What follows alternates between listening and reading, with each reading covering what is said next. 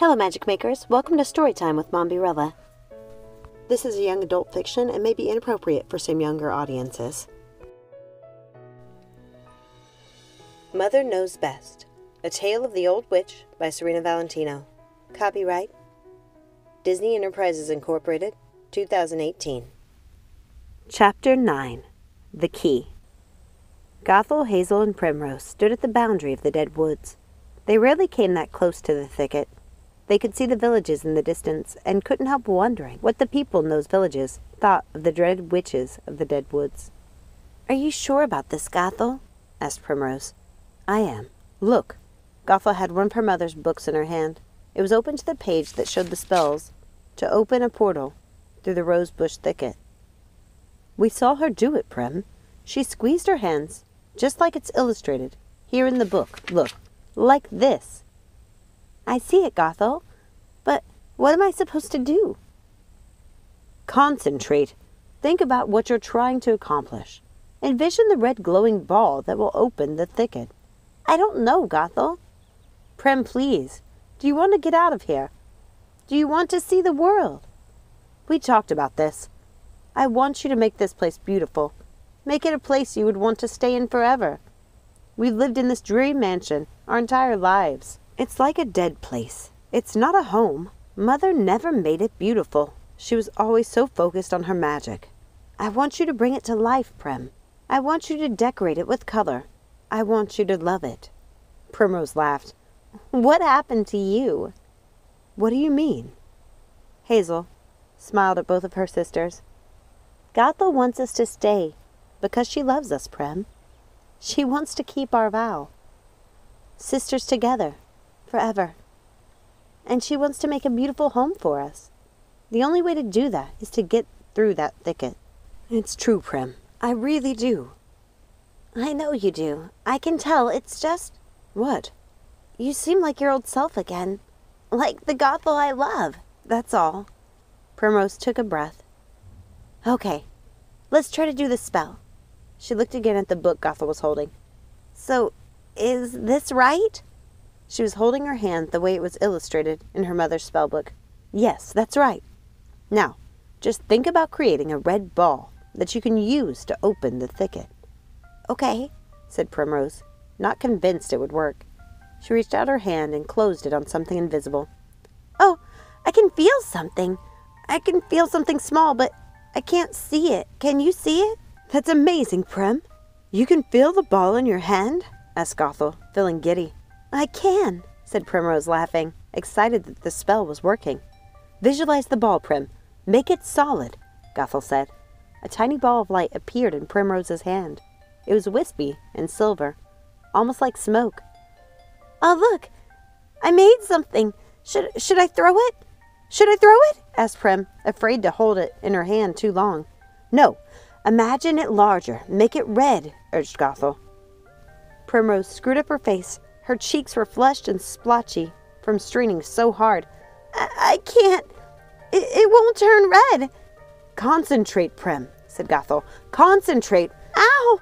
Primrose flicked her hand the way her mother had the night she opened the thicket. It sent the wispy silver ball into the rosebush thicket, where it dispersed the moment it made impact. "Prim! I'm sorry. I tried. I really did. But it started to burn my hand." "It's okay. We can try again," said Gothel, determined to make the spell work.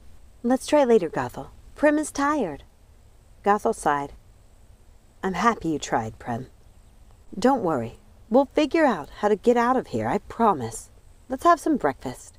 The sisters walked the long path of dead weeping willows, passing the ruined conservatory as they made their way to their mansion on the hill. "I was thinking, maybe we should do something with Mother's ashes." Primrose shot Gothel a disapproving look, but Hazel answered, "I think Gothel is right. We should do something with Mother's ashes. We should put her to rest. I think we should build something in the conservatory's place. Something beautiful, so our minds won't always go to that horrible night every time we pass it." "I guess you're right," said Primrose. "That's a good idea, Hazel." "Well, who wants breakfast?" asked Hazel, leading her sisters back to their house. "We have scones waiting for us." The house seemed heavy with their mother's memory. More than ever, Gothel thought she had made the right decision. to let Primrose decorate the house as she wished. Not only would she have her sisters, she would have the time she needed to work out the blood ritual, since Primrose had agreed to stay. Now they just needed to figure out how to get the thicket open, so they could get the things they would need to make their somber mansion a home she and her sisters would share forever. The sister witches sat at the long wooden table in the dining room. It was a deep cherry wood. The only decorations in the barren room were carvings of ravens on the walls and over the archways. There was a blazing fire in the large stone fireplace, which had a mantel supported by 2 enormous statues carved to look like dead trees, with ravens perched on their branches. It was a cavernous room, with many windows, open to the elements, overlooking the dead woods and the graves of their mother's minions. The entire landscaping was bleak, with its gray sky, black trees, and white headstones. The sisters just sat there silently, staring at the plate of scones on the table, which was littered with dried leaves that had blown in from the windows. The scones were untouched, with the hazelnut butter and preserves sitting beside them.